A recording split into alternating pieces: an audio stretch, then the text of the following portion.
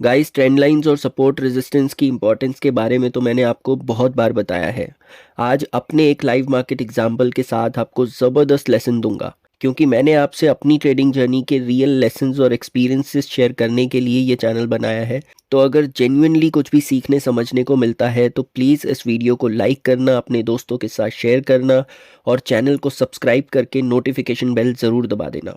Bye the way, it's bank Nifty's chart 5 minute time frame. तो हर दिन की तरह मार्केट खुलने के बाद मैंने सबसे पहले fixed range volume profile tool को अपने चार्ट पर पेस्ट किया। इसके बाद पहले रफली 1 घंटे तक मैं बस प्राइस को मॉनिटर करता रहा। फिर कल के एक स्विंग हाई से आज के प्राइस एक्शन तक एक ट्रेंड लाइन ड्रॉ किया और रफली 10:50 पर इस जगह एग्जैक्टली मेरे ट्रेंड लाइन से रिजेक्ट होकर मुझे एक लॉन्ग अपर विक कैंडल मिला, जिसके डाउन साइड ब्रेक होते ही मैंने सेल साइड का एक ट्रेड ओपन किया। पर after 2 candles price breaked above this trend line और कैंडल भी बना मारूबोजू, जो बुल्स का टोटल कंट्रोल बताता है। सो आई बुक्ड माई लॉस। और सिंस ये मेरी एक हैबिट है कि एक दिन में मैं 3 से ज़्यादा ट्रेड्स नहीं लेता, और उन 3 ट्रेड्स में भी जो ट्रेड लॉस में सेटल होता है वो मेरा दिन का लास्ट ट्रेड होता है, फिर भले ही वो मेरे दिन का पहला ट्रेड ही क्यों ना हो। खैर, और ट्रेड नहीं करना था पर क्लासरूम मींस मार्केट तो खुला ही था ना, तो सेल्फ कंट्रोल पर विजय पाकर मैं लाइव मार्केट में एनालिसिस करता रहा। और फिर इस मारूबोजू के जस्ट बाद मैंने VPOC means volume point of control को यहाँ से यहाँ शिफ्ट होते हुए देखा। अब जैसा कि मैं आपको अपने प्रीवियस लर्निंग वीडियो में बता चुका हूँ कि वॉल्यूम पॉइंट ऑफ कंट्रोल हमें उस लेवल के बारे में बताता है जहां दिन का हाईएस्ट वॉल्यूम ट्रेड हुआ होता है। Now volume point of control के इस जगह शिफ्ट होने के बाद मैं देखता हूँ ये कैंडल। अब 1 मिनट पॉज लेकर खुद से पूछो कि इसे कौन सी कैंडल मानकर आप प्राइस का अगला मूव कैलकुलेट करोगे। और ट्रस्ट मी, ये बहुत ज़रूरी जानकारी है जो कहीं और कोई नहीं बताने वाला आपको।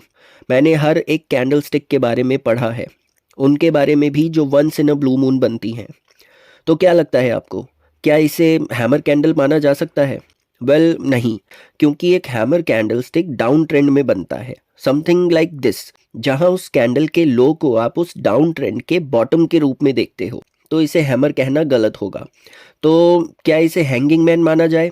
वेल सॉरी, पर हैंगिंग मैन अप ट्रेंड में रिवर्सल को इंडिकेट करता है, और ये तभी फेल हो गया था जब इससे अगली कैंडल ने इस कैंडल के हाई को ब्रेक किया।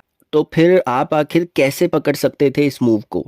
वेल, मैं बताता हूँ, और वो भी मल्टीपल रीजंस के साथ, which is also very very important to improve the quality of your trades.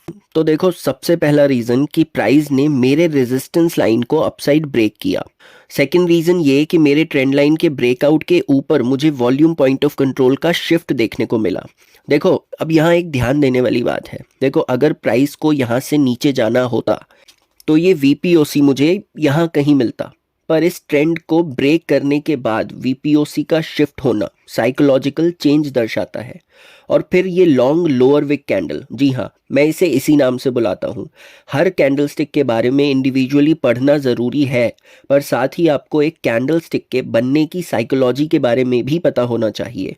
और अगर उस समझ के साथ देखो तो इस लॉन्ग लोअर विक कैंडल ने यहाँ इस ट्रेंड लाइन का सपोर्ट लेकर वीपीओसी के ऊपर क्लोजिंग दी, और फिर इसके बाद वाली कैंडल जिसने वीपीओसी का सपोर्ट लेकर ना सिर्फ इस लॉन्ग लोअर विक कैंडल को अपसाइड ब्रेक किया, बल्कि इस हाई को भी ब्रेक किया, which signifies strong follow up movement and a perfect entry level, जहां रफली 50 पॉइंट्स के रिस्क के साथ 150 पॉइंट का अप मूव देखने को मिला। तो इस वीडियो में मैंने इंपॉर्टेंटली 3 डिफरेंट टूल्स और इंडिकेटर्स को यूज़ करके अपने एनालिसिस को वैलिडेट किया। ये आप पर डिपेंड करता है कि आप अपने ट्रेड सेटअप्स को कितने क्वालिटी चेक्स से गुजारते हो, पर एक से ज़्यादा रीजंस का आपके फेवर में होना आपके ट्रेड्स की क्वालिटी को इम्प्रूव करता है, which eventually increases the probability of profit. तो अगली बार अगर कोई आपसे कहे कि ये एक स्ट्रैटेजी सीख लो या वो एक इंडिकेटर यूज़ करने लगो और देखना नोटों की बारिश होने लगेगी, तो एक बार शांत होकर खुद से ये पूछना कि अगर ये इतना ही आसान होता तो फिर क्यों सिर्फ 11% ट्रेडर्स ही मार्केट में पैसा बनाते हैं।